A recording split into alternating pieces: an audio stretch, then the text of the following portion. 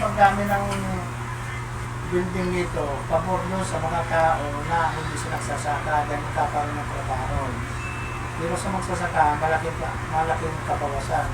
Dahil yan ang pinapukulan ng mga tao pinupupo, sisimula ng pangkabuhayan. Kaya, kung sa ano, pabor din yun sa mga tao na halimbawa, yung mga tao na walang trabaho, kapaghahanap mo siya. Okay din yun. Kaya lang ang na doon, dapat hindi nilalagay sa bukid.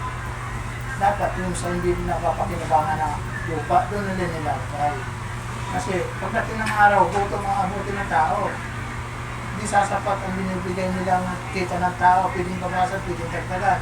Sila ang nangasiyo dahil sila ang nakakaalam. Hindi katulad sa pagsasakan, maraming nakikinabang. Sa tingin niyo po, ano po ang dapat gawin para mapanatili yung mga natitirang sakahan ngayon? Yan naman conforme rin sa may-ari. Gustuhin mo na magsasaka.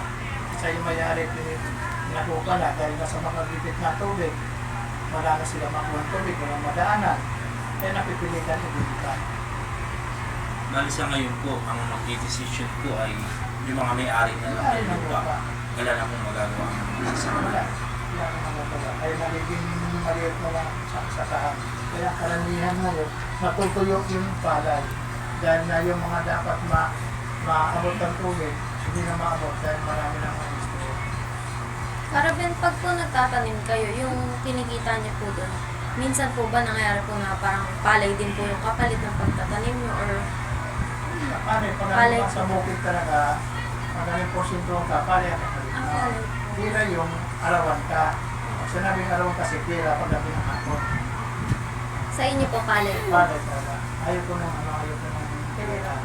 So, tinatamad mag-review. Kung bali ang nangyari, porsyentuhan po. Porsyento.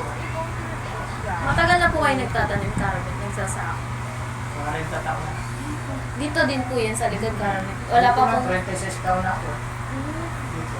Wala pa pong mga ano yan dati, Karaben, mga warehouse. Puro bukid to.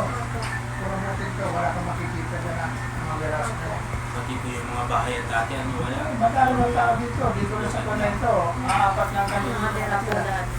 Parang mga pahingahan lang po ng mga magsasaka. Eh, yung mga kasama niyo po nagtatanim, Karaben, yung po sa ate, yung asawa niyo po, pati po yung ibang kamag-anak niyo or Hindi. Iba na yun. iba-iba na po.